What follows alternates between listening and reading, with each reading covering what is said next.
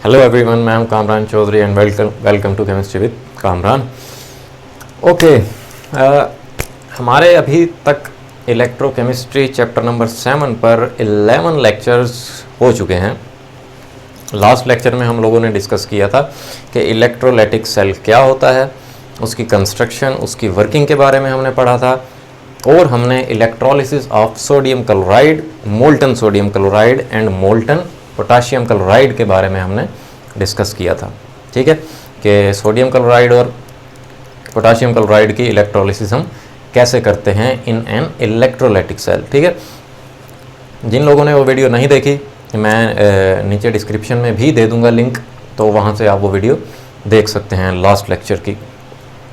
आज हम पढ़ने जा रहे हैं इलेक्ट्रोलाइटिक सेल के कुछ यूजेस, कि कहाँ कहाँ पर हम इलेक्ट्रोलाइटिक सेल को यूज़ कर सकते हैं।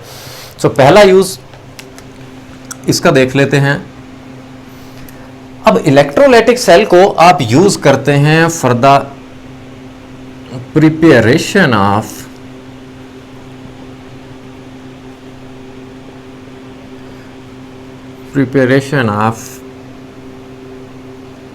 Sodium metal. ठीक है, अब सोडियम मेटल को आप प्रिपेयर करते हैं by the use of electrolytic cell.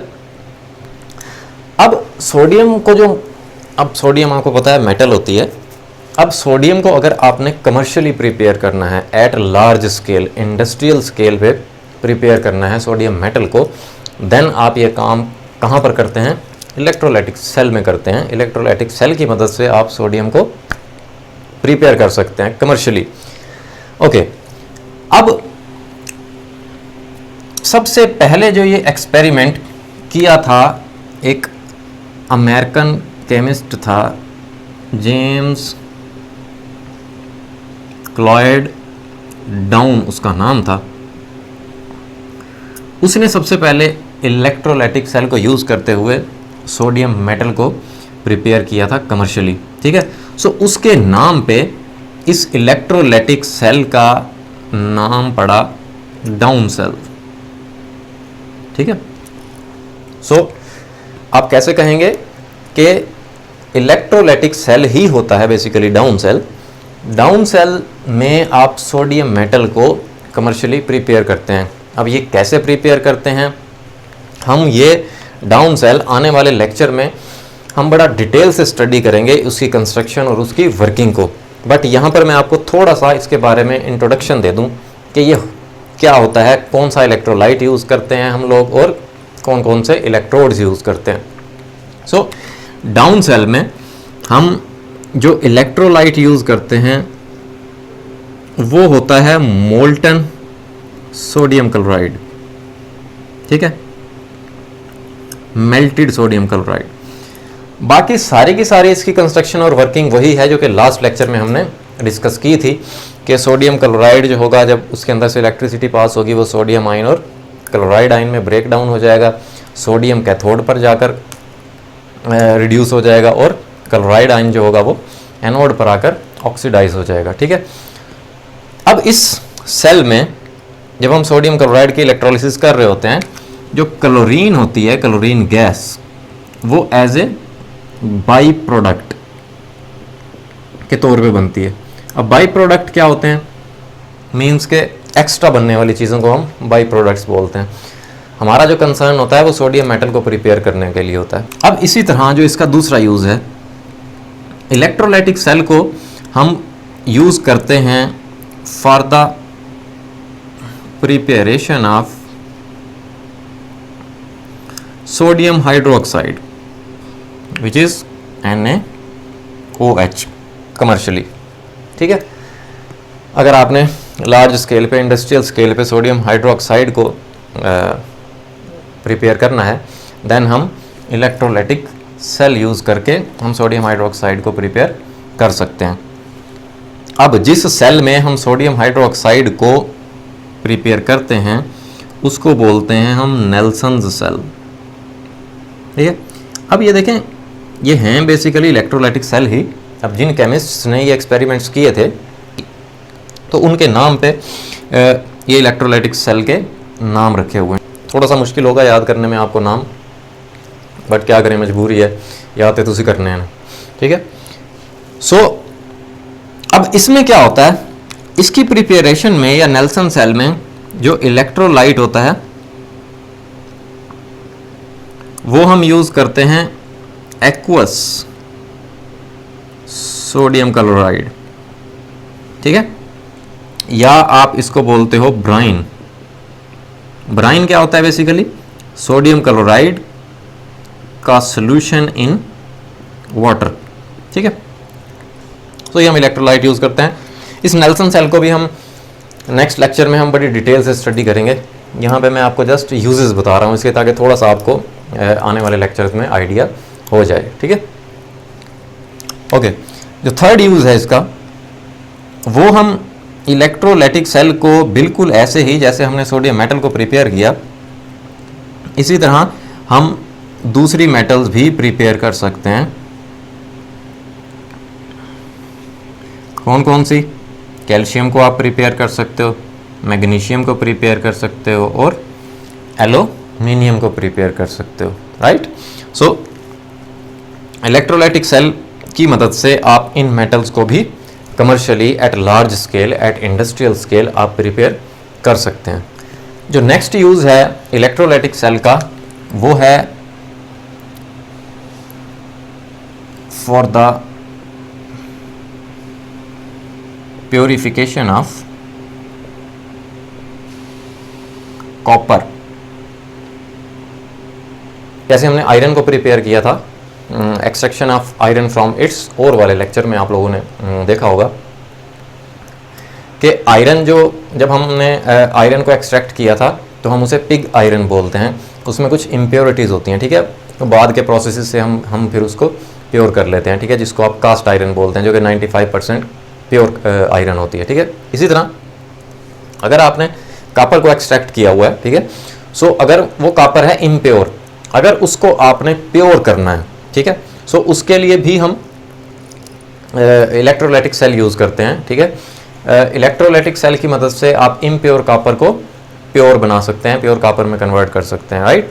यहाँ पर मैं आपको थोड़ा सा आइडिया दे देता हूँ कि कैसे आप प्योर करते हैं इलेक्ट्रोलाइटिक सेल में। इलेक्ट्रोलाइटिक सेल में इलेक्ट्रोड्स होते हैं, 2 इलेक्ट्रोड्स होते हैं, one is anode and the other is cathode. Impure copper को आप एनोड बनाते हैं और प्योर कापर को आप कैथोड बनाते हैं, ठीक है। अभी के लिए आप इतना ही याद रखिए, क्योंकि हम प्योरिफिकेशन ऑफ कापर भी इलेक्ट्रोप्लेटिंग के बाद हम ये डिस्कस करेंगे नेक्स्ट आने वाले लेक्चर्स में, ठीक है। जो नेक्स्ट यूज़ है इलेक्ट्रोलाइटिक सेल का, वो आ जाता है इलेक्ट्रोप्लेटिंग के लिए भी आप इलेक्ट्रोलाइटिक सेल को यूज़ करते हैं। For the electroplating of silver, tin, निकल ऑन स्टील। अब सबसे पहले आपको इलेक्ट्रोप्लेटिंग का मतलब समझ आना चाहिए कि इलेक्ट्रोप्लेटिंग क्या होती है। अब इलेक्ट्रोप्लेटिंग क्या होती है? इलेक्ट्रोप्लेटिंग एक ऐसा प्रोसेस है जिसमें आप एक मेटल के ऊपर किसी दूसरी मेटल की लेयर कोट करते हैं, ठीक है। एक मेटल के ऊपर दूसरी मेटल की लेयर को चढ़ाते हैं बेसिकली, ठीक है। सो इस तरह के जो प्रोसेस होता है उसको आप इलेक्ट्रोप्लेटिंग बोलते हैं। अब सपोज आपने स्टील के ऊपर अगर सिल्वर, टिन या निकल या कॉपर की इलेक्ट्रोप्लेटिंग करनी है, देन आप ये इलेक्ट्रोप्लेटिंग का प्रोसेस किस सेल की हेल्प से करते हैं? इलेक्ट्रोलाइटिक सेल में ये काम कर रहे होते हैं। जो इसका नेक्स्ट यूज़ आ जाता है वो है for the this cell is used for the preparation of anodised aluminium, right. अब एनोडाइज्ड एल्यूमिनियम अगर आपने प्रिपेयर करनी है, देन आप ये काम इलेक्ट्रोलाइटिक सेल में करते हैं, इलेक्ट्रोलाइटिक सेल की हेल्प से करते हैं, ठीक है। अब आपको ये पता होना चाहिए कि एनोडाइज्ड एल्यूमिनियम क्या होती है। इसका मैं आपको थोड़ा सा आइडिया दे देता हूँ कि एनोडाइज्ड एल्यूमिनियम क्या आती है, क्योंकि आपको थोड़ा बहुत कॉन्सेप्ट होना चाहिए। आपके लेवल पे आपकी क्लास में ये ज़्यादा डिटेल में एक्सप्लेन नहीं किया हुआ, सो मैं भी ज़्यादा डिटेल में नहीं जाऊंगा ताकि तुसी कंफ्यूज हो ना हो, ठीक है। तो एनोडाइज्ड एल्यूमिनियम क्या होती है? अब नाम से रिप्रेजेंट हो रहा है एनोडाइज्ड, इट मीन्स कि इलेक्ट्रोलाइटिक सेल में आपने एनोड जो है वो किस चीज़ का बनाना होगा? एल्यूमिनियम का बनाना होगा। एनोड आपने एल्यूमिनियम का बना दिया और उसमें आप इलेक्ट्रोलाइट क्या यूज़ करते हैं? इलेक्ट्रोलाइट आप यूज़ करते हैं डाइल्यूट सल्फ्यूरिक एसिड। अब जब आप उस इलेक्ट्रोलाइट में से इलेक्ट्रिसिटी को पास करते हैं, देन उस इलेक्ट्रोलाइट में ऑक्सीजन का आयन प्रोड्यूस होता है, ऑक्सीजन प्रोड्यूस होती है। वो ऑक्सीजन एल्यूमिनियम के साथ रिएक्ट करके क्या बना देती है? एल्यूमिनियम का ऑक्साइड बना देती है। अगर मैं इक्वेशन को बैलेंस करूं तो कुछ इस तरह से इक्वेशन बनती है एल्यूमिनियम के ऑक्साइड की, ठीक है। अब मैं आपको थोड़ा फर्दर समझाता हूं कि ये सपोज आपके पास एल्यूमिनियम की मेटल थी, ठीक है, जिसको आपने एनोड बनाया हुआ है। अब जब इस एल्यूमिनियम ने ऑक्सीजन के साथ रिएक्ट करके एल्यूमिनियम ऑक्साइड बनाया, सो इस एल्यूमिनियम ऑक्साइड की एक लेयर बन जाती है एल्यूमिनियम मेटल के ऊपर, ठीक है। अब जो इसकी सरफेस पे एल्यूमिनियम थी उसने ऑक्सीजन के साथ रिएक्ट किया और एल्यूमिनियम ऑक्साइड बना दिया। मींस के जितनी एल्यूमिनियम ऑक्सीजन के साथ रिएक्ट कर सकती थी, सरफेस वाली एल्यूमिनियम उसने रिएक्ट किया और एल्यूमिनियम की ऑक्साइड की लेयर बना दी। अब ये जो एल्यूमिनियम ऑक्साइड की लेयर होती है ये नॉन पोरस होती है, मींस इसमें होल्स या सुराख नहीं होते। ये फर्दर ऑक्सीजन को अंदर वाली जो मेटल है एल्यूमिनियम उस तक जाने से रोकती है, प्रिवेंशन का काम करती है। सो पहला फ़ायदा तो ये हो गया आपको इस एल्यूमिनियम ऑक्साइड की लेयर का कि एल्यूमिनियम अंदर जो मेटल है एल्यूमिनियम वो आपकी प्रोटेक्ट हो गई, राइट। वो फर्दर एल्यूमिनियम का ऑक्साइड नहीं बनाएगी। अब ये जो एल्यूमिनियम ऑक्साइड की लेयर है, ठीक है, इसमें आप क्या कर सकते हैं? इसमें आप डाइज एब्जॉर्ब कर सकते हैं, मींस कलर्स एब्जॉर्ब करने की एबिलिटी रखती है ये एल्यूमिनियम ऑक्साइड की लेयर, ठीक है। आप अपनी मर्जी से कोई भी कलर आप इसमें एब्जॉर्ब करवा सकते हैं, मेटालिक रेड, मेटालिक ब्लू या अदर मेटालिक कलर्स, राइट। सो ये कुछ यूजेस थे इलेक्ट्रोलाइटिक सेल के। अगर वीडियो पसंद आई है दैन चैनल को सब्सक्राइब करें, वीडियो को लाइक करें एंड शेयर करें। मैं हूं कामरान चौधरी और मिलेंगे हम नेक्स्ट वीडियो में। Thank you very much.